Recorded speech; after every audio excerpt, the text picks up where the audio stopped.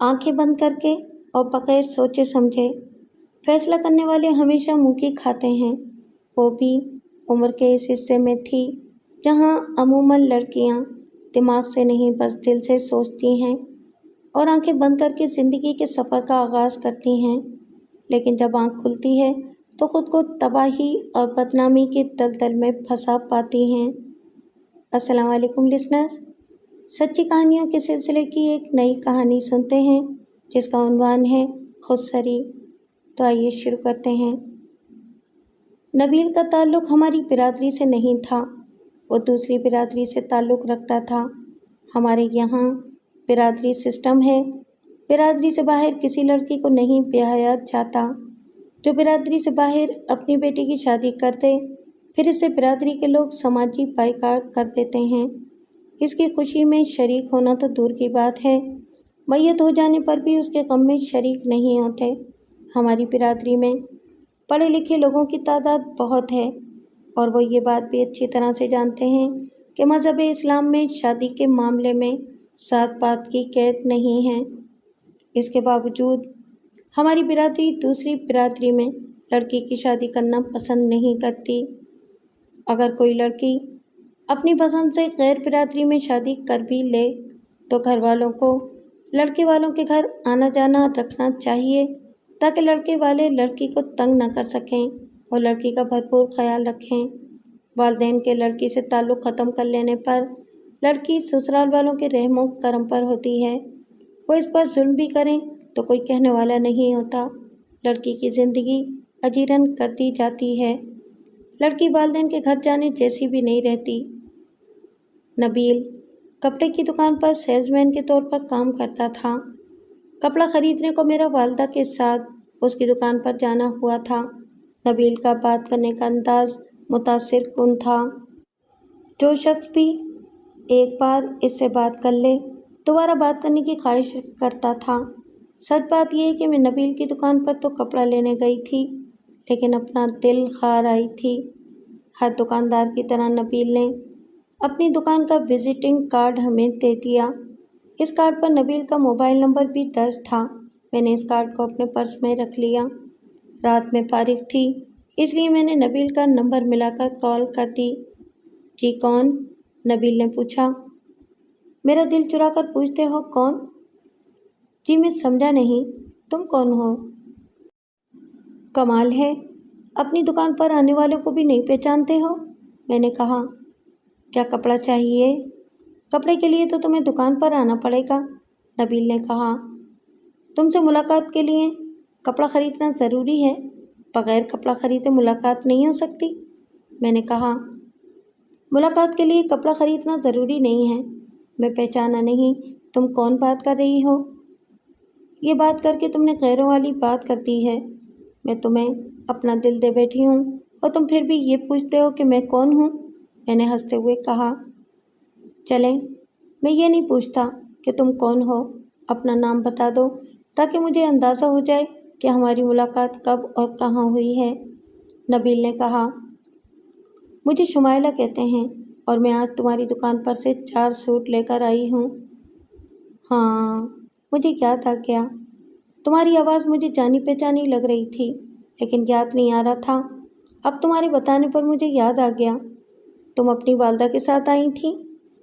शुक्र है कि तुम्हें कुछ याद आ गया, मैंने हंसते हुए कहा। मैंने ऐसा कुछ किया नहीं है कि तुम मुझे दिल दे बैठो।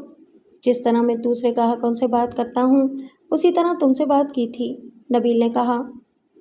तुमने हमारे साथ ज़रूर कुछ ऐसा ही किया था, मगर मैं क्या करूँ, जब से आई हूँ मेरी आंखों के आगे तुम्हारा ही चेहरा घूम रहा है। दिल चाह रहा है कि लपक कर तुमसे मिलने को आ जाऊँ। ऐसा न करना, वो घबरा कर बोला। वो क्यों? इसलिए कि मैं घर पर हूँ, सब दुकानें बंद हो चुकी हैं, वहाँ तुम्हें कोई नहीं मिलेगा। मैं कल कपड़ा ख़रीदने के बहाने आ जाऊँगी। हाँ, ये मुनासिब रहेगा। इस तरह किसी को किसी किस्म का शक भी नहीं होगा और मुलाकात भी हो जाएगी, नबील ने कहा। नबील का ख्याल था कि मैंने उससे ऐसे ही दिल लगी कर रही हूँ, लेकिन मैं जब उसकी दुकान पर अपनी सहेली यास्मीन के साथ गई वह हैरत ज़दा रह गया। अरे, तुम तो वाकई आ गई हो, نبیل نے کہا۔ میں نے تم سے آنے کو کہا تھا نا، اس لیے اپنی بات کو سچ ثابت کرنے آ گئی ہوں، میں نے مسکراتے ہوئے کہا۔ کون سا کپڑا دکھاؤں؟ نبیل نے کہا۔ میں کپڑا خریدنے نہیں آئی، میں نے دھیرے سے کہا۔ یہ مجھے بھی معلوم ہے، مگر یہاں کے لوگوں کو کسی قسم کا شک نہ ہو۔ کپڑا دیکھ لو، تمہیں کپڑا خریدنے کو کون کہہ رہا ہے؟ اس بہانے بات چیت اور دیدار ہوتا رہے گا۔ وہ ہنستے ہوئے آہستہ سے بولا۔ ہاں تم ٹھیک کہہ رہے ہو، ترکیب تو اچھی ہے، مگر میرے جانے کے بعد تمہیں بلا وجہ کپڑوں کو طے کر کے رکھنا پڑے گا، میں نے کہا۔ یہ ہمارا کام ہے، کوئی مسئلہ نہیں ہے، یہ کہتے ہوئے نبیل نے کئی دھان کھول کر رکھ دیے۔ میں کپڑوں کو ایسے دیکھنے لگی تھی کہ جیسے واقعی کپڑے خریدنے کو آئی ہوں۔ میں کچھ دیر نبیل کے پاس بیٹھ کر آ گئی۔ وہ دکان تھی، اس لیے میں وہاں زیادہ دیر تک نہیں بیٹھ سکتی تھی۔ مجھے نبیل سے ملاقات کر کے بہت سکون ملا تھا۔ راستے میں گھر آتے ہوئے یاسمین نے مجھ سے پوچھ ہی لیا، یہ سب کیا ہے؟ کون سا چکر چلا رہی ہو؟ کون سا چکر بھائی؟ میں نے کہا۔ تم نے بھی عشق وغیرہ کا چکر پال لیا ہے؟ عشق کیا کب جاتا ہے، اور مجھے نبیل سے عشق ہو گیا ہے۔ شمائلہ، میری بات تمہیں وقتی طور پر کڑوی لگے گی، مگر بعد میں احساس ہوگا کہ میں نے بالکل ٹھیک کہا تھا۔ تم عشق کے چکر میں مت پڑو، یہ بڑا خراب چکر ہے۔ خراب کیوں ہے؟ میں نے ہنستے ہوئے کہا۔ تمہاری اس سے شادی بھی نہیں ہو سکتی، پھر تم نبیل سے عشق کر کے اپنا وقت ضائع کر رہی ہو۔ میری اس سے شادی کیوں نہیں ہو سکتی؟ میں نے پوچھا۔ اس لیے کہ تمہارے یہاں برادری میں شادی کی جاتی ہے، تمہارے گھر والے کسی صورت راضی نہیں ہوں گے۔ میرے امی اور ابو مجھ سے بہت محبت کرتے ہیں، میں انہیں اس بات پر راضی کر لوں گی۔ مجھے یقین نہیں آ رہا کہ تمہارے گھر والے اس رشتے پر تیار ہوں گے، یاسمین نے کہا۔ ابھی کون سا شادی ہو رہی ہے، وقت آنے پر دیکھا جائے گا، ابھی کچھ انجوائے کر لینے دو، میں نے کہا۔ میری بات پر یاسمین خاموش ہو گئی۔ گھرانے تک ہم دونوں میں کوئی بات نہ ہو سکی۔ اس وقت میں خود کو ہواؤں میں اڑتا محسوس کر رہی تھی۔ یاسمین مجھے ٹھیک سمجھا رہی تھی، مگر میری سمجھ میں اس وقت اس کی بات نہیں آ رہی تھی۔ موبائل میرے پاس ہوتا تھا، نبیل سے بات کرنا میرے لیے کوئی مسئلہ نہ تھا، میں جب چاہتی اس سے رابطہ کر سکتی تھی۔ نبیل نے مجھ سے بات کرنے کو رات کا وقت دیا ہوا تھا، اس وقت وہ بالکل فری ہوتا تھا۔ اس کی باتیں ختم ہونے کا نام نہ لیتی تھیں، یہ اس کی باتیں ہی تھیں جو میں اس کی دیوانی ہو گئی تھی۔ جب ملاقات کرنے کو دل چاہتا اس کی دکان پر چلی جاتی۔ دوسرے لوگ سمجھتے تھے کہ میں کپڑا دیکھنے آئی ہوں، لیکن حقیقت اس کے برعکس تھی۔ ہم دونوں ایک دوسرے کو دیکھ کر ایک طرح سے تسکین حاصل کر لیتے تھے۔ یہ سلسلہ کئی ماہ تک چلتا رہا۔ میں نے جس راستے کا انتخاب کیا تھا وہ شادی پر جا کر ختم ہوتا تھا۔ میرا خیال تھا کہ میرے والدین اس رشتے کے لیے مان جائیں گے، کیونکہ وہ میری کوئی خواہش رد نہیں کرتے تھے۔ نبیل برسرِ روزگار تھا، قبول صورت بھی، یہ میری خوش فہمی ہی نکلی۔ میرے گھر والے اس رشتے کے لیے بالکل تیار نہ ہوئے۔ جب نبیل نے رشتے کا پیغام بھجوایا، میرے والدین نے صاف انکار کر دیا اور کہا کہ ہم اپنے بچوں کی شادیاں برادری سے باہر نہیں کرتے۔ وہ ٹکا سا جواب لے کر چلے گئے۔ رات کو جب نبیل سے میری بات ہوئی تو وہ بولا، جب تمہیں پتہ تھا کہ تمہارے گھر والے برادری سے باہر شادی نہیں کرتے، پھر کیوں مجھ سے راہ و رسم بڑھائی تھی؟ نبیل، مجھے اس کا بالکل بھی اندازہ نہیں تھا۔ میں اپنے والد کو روشن خیال سمجھتی تھی، گھر میں ایسی باتیں کرتے تھے، بس ان کی باتوں سے میں نے سوچا کہ گھر والے میری ضد پر اس رشتے کو تیار ہو جائیں گے۔ تمہیں پہلے اپنے والدین کو رشتے کے لیے تیار کرنا چاہیے تھا، پھر مجھے والدین کو بھیجنے کا کہنا چاہیے تھا۔ اس طرح مجھے اپنے والدین کے سامنے بے عزتی کا سامنا نہ کرنا پڑتا۔ سوری نبیل، واقعی مجھ سے غلطی ہو گئی ہے، تم برا نہ مناؤ، میں امی ابو سے بات کر کے انہیں منا لوں گی۔ جو کام تمہیں پہلے کرنا چاہیے تھا وہ اب کرو گی؟ نبیل کو غصہ بہت تھا، مگر میرے سمجھانے پر وہ خاموش ہو گیا۔ میں نے امی ابو کو راضی کرنے کی بہت کوشش کی، مگر وہ راضی ہونے کو تیار نہ تھے۔ میرے ابو نے صاف لفظوں میں کہہ دیا تھا کہ میری شادی برادری سے باہر کسی صورت میں بھی نہیں ہو سکتی۔ اب ہمارے پاس ایک ہی راستہ رہ گیا تھا، ہم کورٹ میرج کر لیں۔ کچھ دن والدین ناراض ہوں گے اور پھر ہماری شادی کو تسلیم کر کے گھر آنے کی اجازت دے دیں گے۔ نبیل نے بھی کورٹ میرج کا ذہن بنا لیا تھا، اس لیے ایک روز میں گھر سے کسی کام کے بہانے سے نکلی اور کورٹ پہنچ گئی۔ وہاں میرا مجسٹریٹ کی عدالت میں حلفیہ بیان ریکارڈ ہوا اور پھر ہم دونوں نے باقاعدہ نکاح کر کے ایک دوسرے کو اپنا جیون ساتھی بنا لیا۔ میرے اس انتہائی اہم اقدام کو والدین سمیت خاندان والوں نے پسند نہیں کیا تھا، اس لیے میرا بائیکاٹ کرتے ہوئے تمام رشتے ناطے ختم کر دیے۔ وقتی طور پر مجھے ذہنی طور پر شدید دھچکا لگا، مگر میں یہ سوچ کر برداشت کر گئی کہ کچھ دن کی بات ہے، پھر سب ایک ہو جائیں گے۔ آج کل ہر برادری میں ایسا ہو رہا ہے کہ لوگ دوسری برادری میں اپنی بیٹیاں دے رہے ہیں۔ شادی کے ابتدائی دن بہت اچھے گزرے، زندگی بہت اچھی لگ رہی تھی۔ آہستہ آہستہ نبیل بدلنے لگا تھا۔ مجھ سے اس کے اکتانے کی وجہ میں سمجھنے سے قاصر تھی۔ جب مجھ سے برداشت نہ ہوا، میں نے نبیل سے شکوہ کر ہی دیا۔ کیا بات ہے نبیل، تم میں اب پہلی جیسی گرم جوشی نہیں رہی؟ ایسا لگتا ہے کہ جیسے تم یہ شادی کر کے پچھتا رہے ہو۔ یہ تم سے کس نے کہا؟ نبیل نے کہا۔ مجھے کون کہے گا؟ ویسے مجھے اندازہ ہو رہا ہے یہ تمہارا وہم ہے، میں تم سے اکتاؤں گا۔ میں نے اپنے والدین کو اس رشتے کے لیے تیار کیا، حالانکہ وہ غیر برادری میں شادی کرنے کو بالکل بھی تیار نہ تھے۔ نبیل نے کہا، میں سب کچھ چھوڑ کر تمہارے پاس آئی ہوں۔ ہر لڑکی شوہر کی خاطر اپنا گھر چھوڑتی ہے، اور ویسے بھی لڑکی کا کوئی گھر نہیں ہوتا۔ ہیں؟ یہ کیا کہہ رہے ہو تم؟ میں چونکی۔ میں سچ کہہ رہا ہوں۔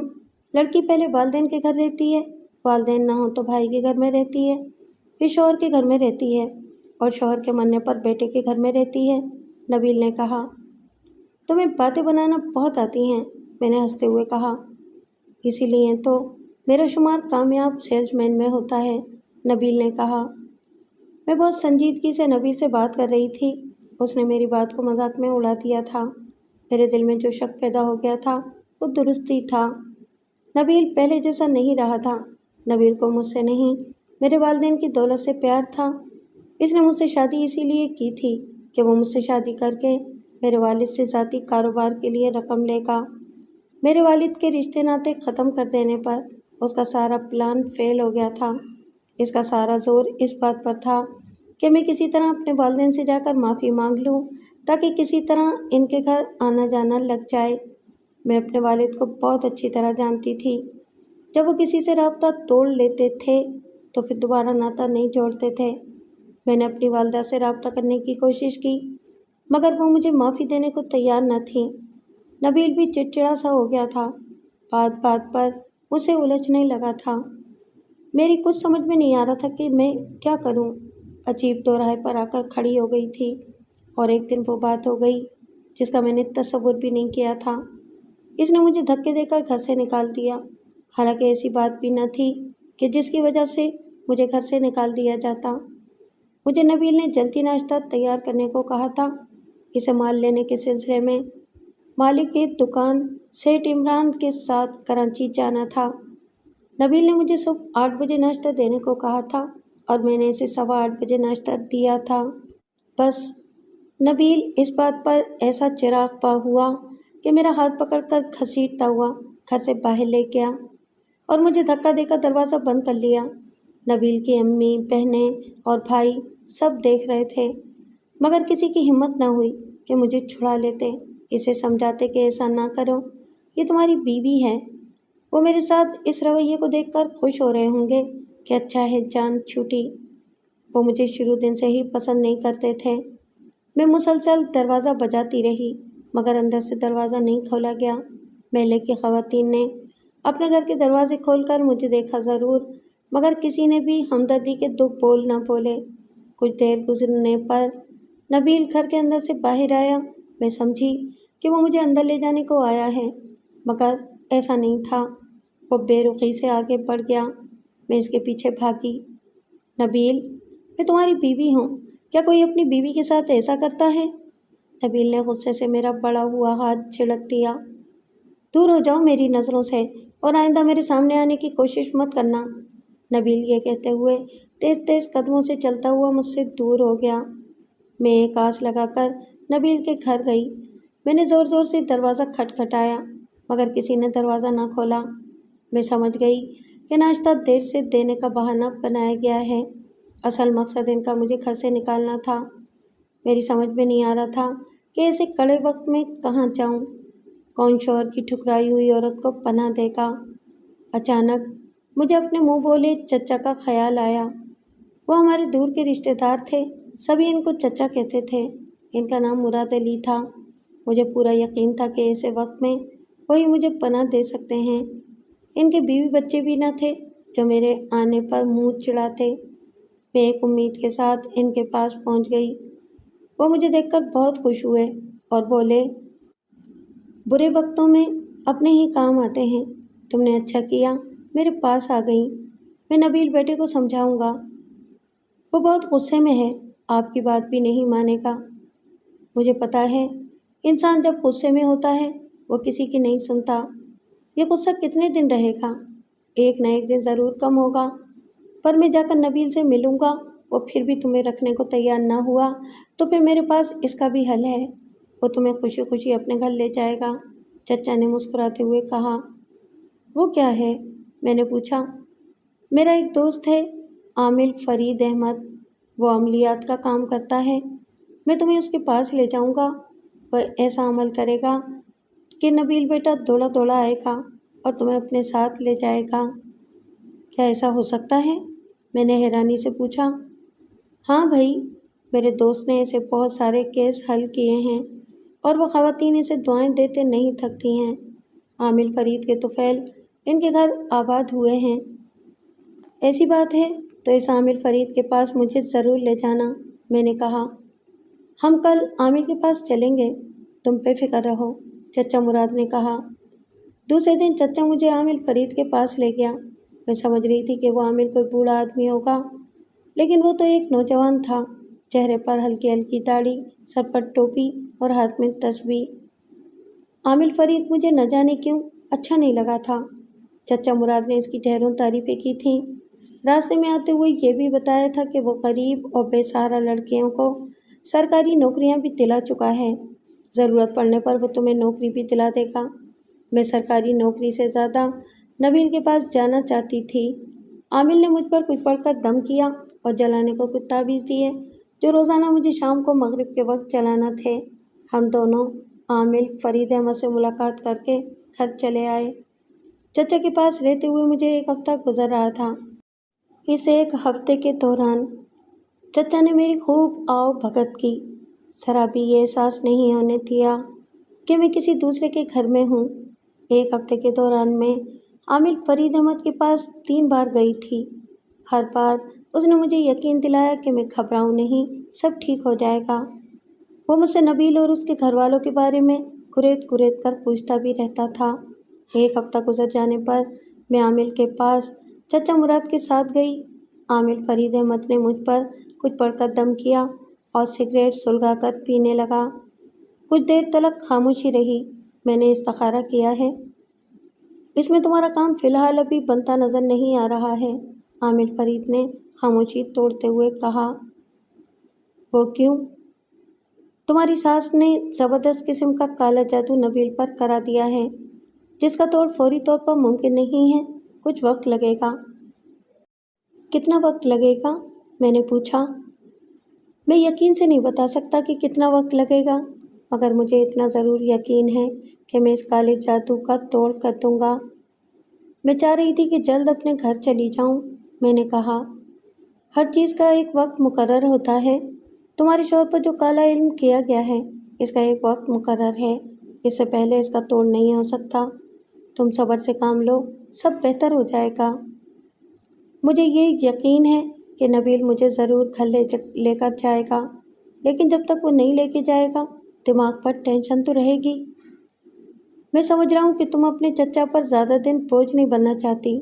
میں کوشش کروں گا کہ تمہیں کوئی سرکاری نوکری دلوا دوں، اس طرح تم خود اپنا خرچہ اٹھا لو گی اور اپنے چچا پر بوجھ نہیں بنو گی۔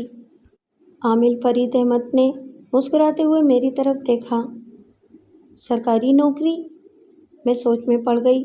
میں سرکاری نوکری کیسے کروں گی؟ جیسے سب کرتے ہیں؟ मैं तुम्हें पोलियो टीम में नौकरी दिलवा दूंगा। ये काम तुम आसानी से कर सकती हो। हाँ, पोलियो के कतरे पिलाना तो मुश्किल काम नहीं है, मैंने कहा। चचा भी मुझे कितने दिन बर्दाश्त करते। मेरे नौकरी करने से चचा को भी मैं बोझ नहीं लगूंगी जब तक नबील मुझे नहीं ले जाता। कुछ ना कुछ तो मुझे करना ही था। लोग सरकारी नौकरियों के लिए धक्के खाते फिरते हैं। आमिर मुझे मुफ्त में सरकारी नौकरी दिला रहा था। वापसी पर चचा ने बताया कि आमिर फरीद अहमद के बहुत सारे मुरीद आला सरकारी अहदों पर फाइज हैं और इनके एक इशारे पर मुझे नौकरी मिल जाएगी। 2 दिन गुजरने पर मैं जब चचा के साथ आमिर के पास गई, उसने मुझे नौकरी मिलने की खुशखबरी सुना दी। मुझे आमिर फरीद अहमद के साथ कराची जाना था। जब मैंने चचा को साथ चलने को कहा तो वो बोले, अरे भाई शुमाइला बेटी, मैं तुम्हारे साथ जाकर क्या करूँगा? आमिर फरीद अहमद तुम्हारे साथ ही रहेगा। एक दिन की तो बात है, तुम्हें सुबह जाना है और शाम को वापस आ जाना है। चचा, तुम्हारे साथ चलने से मेरी हिम्मत बंधी रहेगी। इसमें हिम्मत की क्या बात है? वो तुम्हें नौकरी दे चुके हैं, बस खाना पूरी करने को बुला रहे हैं। इंटरव्यू में वो नाम बल्दिया तो पता वगैरह पूछेंगे और नौकरी पक्की। चचा मुस्कुराते हुए बोले, आमिर फरीद अहमद मेरे लिए नामहरम थे। इनसे कोई रिश्तेदारी भी नहीं थी, इसलिए अकेले इनके साथ जाने से घबरा रही थी। चचा के ज़्यादा इसरार करने पर मैंने आमिर फरीद अहमद के साथ कराची जाने की हामी भर ली। दूसरे दिन मैं चचा के साथ आमिर फरीद अहमद के पास पहुंच गई।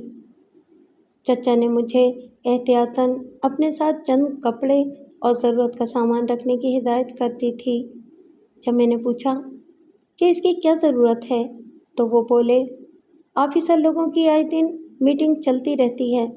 फ़र्ज़ करो उन्होंने इंटरव्यू के लिए कल या परसों का वक्त दे दिया तो फिर क्या करोगी? वापस हैदराबाद आओगी? वहीं रुकना पड़ेगा।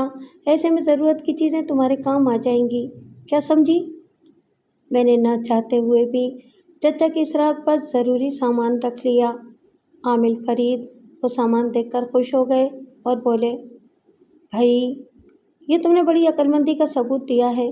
1-2 दिन का वक्त दिए जाने पर यह सामान तुम्हारे काम आएगा। अफसरान के सामने साफ़ सुथरे कपड़े पहनने से अच्छा तासुर पड़ता है। कराची पहुंचकर आमिर फरीद अहमद मुझे एक घर में ले गया जो 2 कमरों पर मुश्तमिल था। वहाँ एक मासी जुलेखा थी जिसका काम खाना पकाना और बर्तन धोना था। मैं हैरान हुई कि ये इनका कैसा मुरीद है जिसने आमिर फरीद अहमद को रिहाइश की गर्ज से ये घर दिया हुआ है। आमिर फरीद अहमद का जब भी आना होता था वो इसी में ठहरता है। मुझे वहाँ छोड़कर आमिर फरीद अहमद बाहर चला गया। मासी ने मुझे दोपहर का खाना दिया। खाना खाकर जब मैंने मासी जुलेखा से आमिर फरीद अहमद का पूछा तो वो बोली, आमिर फरीद अहमद कब घर आते हैं, कहाँ जाते हैं? मुझे ये पूछने का इख्तियार नहीं है। मेरा काम ये है कि जब आमिर साहब आएँ इनके खाने पीने का ख्याल रखूं। तुम्हें कैसे पता चलता है कि आमिर साहब घर आएंगे? ये मोबाइल मेरे पास रहता है जिससे आमिर साहब के कराची आने का पता चल जाता है।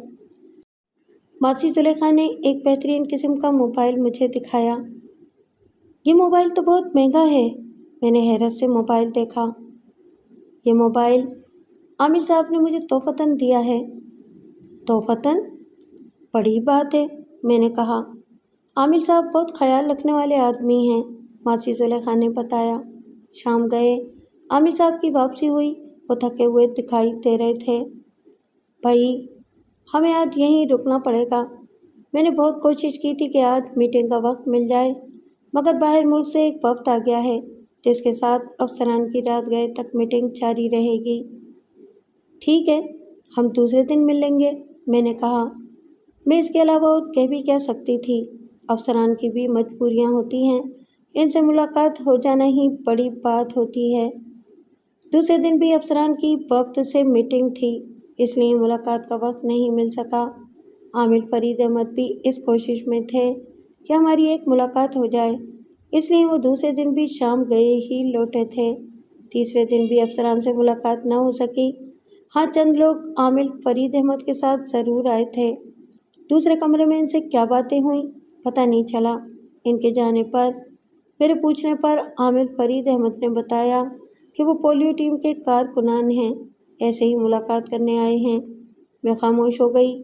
1 ہفتہ گزر گیا مگر افسران سے ملاقات نہ ہو سکی، جس پر میں نے ایک دن عامر سے کہا، 1 ہفتہ گزر گیا ہے، افسران سے ملاقات نہیں ہو رہی ہے، ایسا کرتے ہیں کہ واپس حیدرآباد چلتے ہیں۔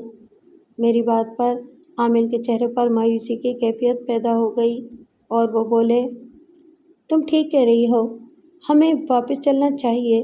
مجھے ایسا لگ رہا ہے کہ یہ وقت ابھی کراچی سے جانے والا نہیں ہے، ہمارا بھی وقت ضائع ہو رہا ہے۔ میرے مرید الگ پریشان ہو رہے ہوں گے۔ کراچی 1 ہفتہ رہ کر ہم دوبارہ حیدرآباد آ گئے۔ میں محسوس کر رہی تھی کہ عامر کچھ پریشان تھے، جیسے انہیں اس بات کا دکھ ہے کہ ہمارے افسران سے ہماری ملاقات کیوں نہ ہو سکی۔ حیدرآباد آ جانے پر میں چچا کے گھر جانا چاہتی تھی، مگر ایک انکشاف نے مجھے ہلا کر رکھ دیا۔ تم اپنی مرضی سے کہیں نہیں جا سکتی، عامر فرید نے اچانک کہا تھا۔ میں کیوں اپنی مرضی سے نہیں جا سکتی؟ میں نے پوچھا۔ اس لیے کہ میں نے تمہیں 60,000 میں خرید لیا ہے، اب میری مرضی ہے کہ میں تمہیں جہاں چاہوں فروخت کر دوں۔ میں کوئی گائے بھینس ہوں جو تم نے مجھے 60,000 کے عوض خرید لیا ہے؟ میں نے غصے سے کہا۔ میرے سامنے زیادہ غصہ کرنے کی ضرورت نہیں ہے، کیا سمجھی؟ میں جیسے کہوں گا تمہیں ویسے ہی کرنا پڑے گا۔ اور تم نے جو مجھے سرکاری نوکری دلانے کا وعدہ کیا تھا وہ کیا تھا؟ میں اور تمہیں سرکاری نوکری دلاؤں؟ کیوں؟ تم میری کیا لگتی ہو؟ مجھے کراچی کیوں لے کر گئے تھے؟ تمہارے اچھے دام لگوانے کو گیا تھا۔ جن خریداروں نے تمہارے پیسے لگائے تھے وہ بہت کم تھے، میری خرید سے بھی کم۔ میں کیوں اپنا نقصان کرتا؟ اس لیے تمہیں واپس حیدرآباد لے آیا، عامر فرید احمد نے کہا۔ تم جعلی پیر ہو، تم پیری کے آڑ میں عورتوں کا سودا کرتے ہو۔ تو تمہارا چچا کون سا اچھا آدمی ہے؟ وہ بھی میرے پاس نہ جانے کتنی مجبور اور لاچار عورتوں کو لا کر بیچ چکا ہے، اور اب تمہیں بھی میرے پاس بیچ کر پیسے کھڑے کر لیے ہیں۔ میں چچا کو دیکھ لوں گی، تم اپنے چچا کو بھول جاؤ، وہ اب تمہارے سامنے ہی نہیں آئے گا اور نہ ہی تمہیں اپنا منہ دکھائے گا۔ تمہیں کہیں جانے کی ضرورت نہیں ہے، جب تک میں تمہارا سودا کہیں کر نہیں دیتا میں تمہیں قید میں رکھوں گا، عامر فرید احمد نے کہا۔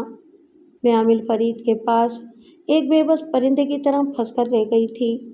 اس نے مجھے جس کمرے میں قید کیا تھا وہاں اور بھی میری طرح شوہروں کی ٹھکرائی ہوئی عورتیں موجود تھیں۔ اس عامر نے دنیا کو دکھانے کو بظاہر آشیانہ اور آستانہ کھولا ہوا تھا، مگر وہ آستانہ نہیں بلکہ عامر کے چیلے بے بس اور لاچار عورتوں کو عامر کے پاس لے آتے تھے اور وہ سرکاری نوکری دلانے کا جھانسا دے کر انہیں اپنے پاس رکھ لیتا تھا۔ لانے والے چیلوں کو معقول رقم مل جاتی تھی۔ مجھے کراچی سے آئے ہوئے 1 ہفتہ بھی نہیں ہوا تھا کہ پولیس نے عامر فرید کے آستانے پر چھاپا مارا، ہمیں بازیاب کرا لیا۔ کسی نے عامر کے کرتوتوں کی مخبری کر دی تھی۔ عامر پہلے پولیس کو ہر ماہ بھتہ دیا کرتا تھا، اس لیے اس کا یہ کام چل رہا تھا۔ اب اس نے پولیس کو کئی ماہ سے منتھلی نہیں دی تھی۔ پولیس موقع کی تلاش میں تھی، جیسے ہی کسی نے مخبری کی پولیس نے فوراً ہی چھاپا مار دیا۔ عامر گرفتار ہو گیا تھا۔ ہم عورتوں کو عدالت میں پیش کر دیا گیا، عدالت نے ہمیں دارالمان بھیج دیا۔ ہم عورتوں کی ایک ہی کہانی تھی، ہمارا قصور یہی تھا کہ ہم نے اپنی مرضی سے برادری سے باہر شادی کر لی تھی۔ ہمارے والدین کو یہ بات پسند نہ آئی تھی۔ عدالت میں نبیل نے طلاق دے کر گویا مجھ سے لا تعلقی کا اعلان کر دیا تھا۔ گھر والے عدالت میں پیش ہی نہیں ہوئے تھے۔ میں گھر والوں کے ہوتے ہوئے بھی اس بھری دنیا میں تنہا رہ گئی تھی۔ یہ مانا کہ جوانی دیوانی ہوتی ہے، اس وقت بچوں کو والدین کی بات سمجھ میں نہیں آتی ہے اور ایک انتہائی قدم اٹھا لیتے ہیں۔ انسان کی پہلی غلطی تو اللہ تعالیٰ بھی معاف کر دیتا ہے۔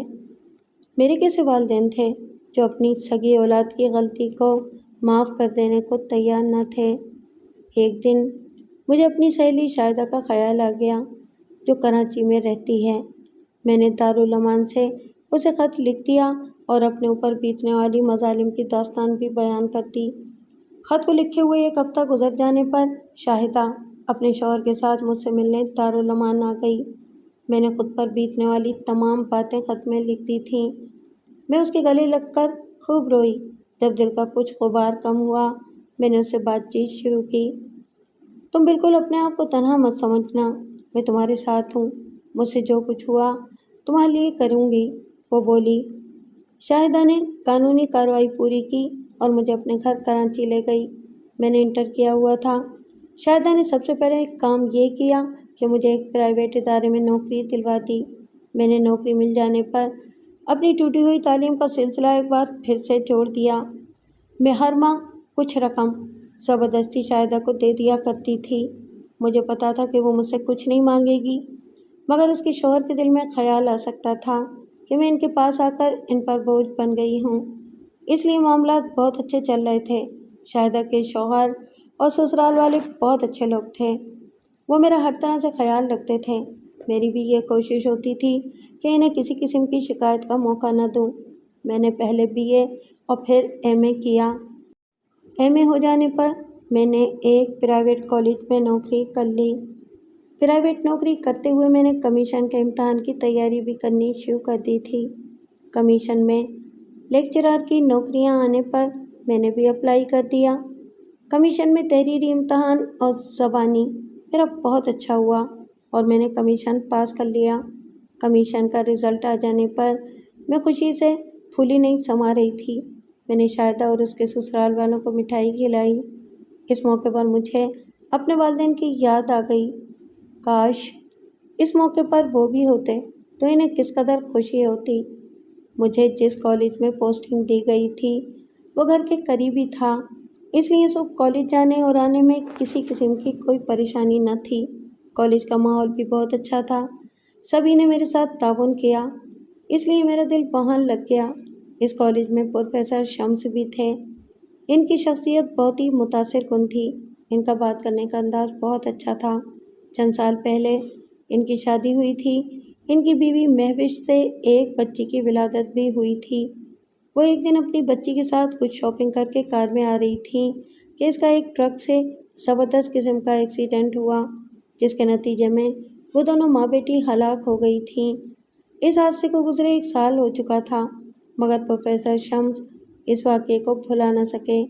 جب بھی انہیں بیوی بچوں کی یاد آتی وہ رنجیدہ سے ہو جاتے تھے۔ انہیں اپنی بیوی اور بچی سے بہت محبت تھی۔ مجھ سے ان کی بڑھتی دلچسپی دیکھ کر میں سمجھ گئی تھی کہ وہ مجھے پسند کرنے لگے ہیں۔ میری ساتھی پروفیسرز کی جانب سے اس بات کا اشارہ مل چکا تھا کہ وہ مجھ سے شادی کرنے کا ارادہ رکھتے ہیں۔ مجھے کسی کنوارے کا رشتہ ملنا مشکل تھا۔ میرے لیے یہ سنہرا موقع تھا اپنی زندگی کو خوشگوار بنا کر جینے کا، لیکن میں نے یہ ضروری سمجھا کہ اپنے ماضی کے بارے میں انہیں صاف صاف بتا دیا جائے۔ میرے اپنے ماضی بتانے پر وہ مسکرا دیے اور بولے، جوانی انسان سے ایسی غلطیاں کروا دیتی ہے، لیکن اس کا مطلب یہ نہیں ہوتا کہ ہم تلخ یادوں کو سینے سے لگا کر رکھیں۔ اس طرح کرنے سے ہمارا وہ زخم ہمیشہ ہرا ہی رہتا ہے، کبھی ختم نہیں ہوتا۔ میری طرف سے تمہارے ماضی کے حوالے سے کوئی ایسی بات سننے کو نہ ملے گی جس سے کسی قسم کی تکلیف ہو تمہیں۔ مجھے ایک مضبوط سہارے کی ضرورت تھی۔ پروفیسر شمس جیسا مضبوط سہارا مجھے کہاں ملتا۔ میں نے اپنی سہیلی اور اس کے شوہر کی مشاورت سے اس رشتے کے لیے ہاں کر دی۔ اس طرح میں مسز پروفیسر شمس بن گئی۔ خوشیاں ایک بار پھر لوٹ آئی تھیں۔ ایک دن میں شاپنگ کر کے جیسے ہی کار میں بیٹھی، ایک معذور آدمی نے میرے آگے ہاتھ پھیلا دیا۔ وہ دونوں پاؤں سے معذور تھا۔ میں نے اسے خیرات دینے کو جیسے ہی اس کے چہرے پر نظر ڈالی، مجھے حیرت کا ایک جھٹکا لگا۔ وہ کوئی اور نہیں، چچا مراد تھا۔ چچا، یہ تمہیں کیا ہوا اور تمہاری ٹانگوں کو کیا ہوا؟ چچا مراد نے بھی مجھے پہچان لیا، حالانکہ خاصے عرصے بعد ہم ایک دوسرے سے ملے تھے۔ چچا نے شرمندگی سے اپنی نظریں نیچے جھکا لیں۔ بس بیٹا، یہ بڑی دکھ بھری کہانی ہے۔ میں نے عامر فرید احمد کے ہاتھوں مختلف بے بس اور بے سہارا عورتوں کا سودا کیا۔ وہ مجبور تھیں اور چکر میں آ کر عامر فرید احمد کے ہاتھوں بک کر نہ جانے اور کتنے ہاتھوں میں جاتی رہیں۔ انہی عورتوں کی بددعاؤں کا نتیجہ ہے کہ ایک دن میں حیدرآباد جانے کو کراچی ریلوے اسٹیشن پہنچا۔ میرے اسٹیشن پہنچتے ہی ٹرین اسٹیشن سے چل دی۔ میرا خیال تھا کہ میں لپک کر اس میں سوار ہو جاؤں گا، مگر ایسا نہ ہوا۔ جلد بازی میں پاؤں پھسل کر ٹرین کے نیچے آ گئے۔ میری جان بچ گئی، مگر میں دونوں پاؤں سے محروم ہو گیا۔ میں اس پوزیشن میں نہیں رہا تھا کہ حیدرآباد جا کر اپنا پرانا دھندا کر سکوں۔ عامر فرید احمد کو بھی دوران قید ہارٹ اٹیک ہوا اور وہ اپنی جان سے چلا گیا تھا۔ اس لیے میں نے بہتر یہی سمجھا کہ کراچی میں رہ کر بھیک مانگ کر گزارا کر لوں۔ یہاں کوئی جان پہچان والا بھی نہیں ہے جو مجھے دیکھے گا۔ بس جب سے کراچی میں رہ رہا ہوں اور بھیک مانگ کر اپنی زندگی کو دھکا دے رہا ہوں، چچا نے بتایا۔ چچا، اس لیے کہتے ہیں کہ کسی مجبور اور بے بس کی بددعائیں نہیں لینی چاہیے۔ پتہ نہیں کس کی بددعا لگ جائے۔ دیکھ لو، تم نے مجھے برباد کرنے میں کوئی کسر نہ چھوڑی تھی، مگر قدرت نے مجھے خود سری کی معمولی سزا دے کر بچا لیا۔ مگر تم لوگوں کے لیے عبرت کا نمونہ بن گئے ہو۔ میں نے یہ کہتے ہوئے 100 روپے کا نوٹ اس کی طرف اچھالا اور اپنی کار کو اسٹارٹ ہو جانے پر میں نے کار کو ریس دے دی۔ چاچا مراد مجھے حیرت سے دیکھتا رہ گیا۔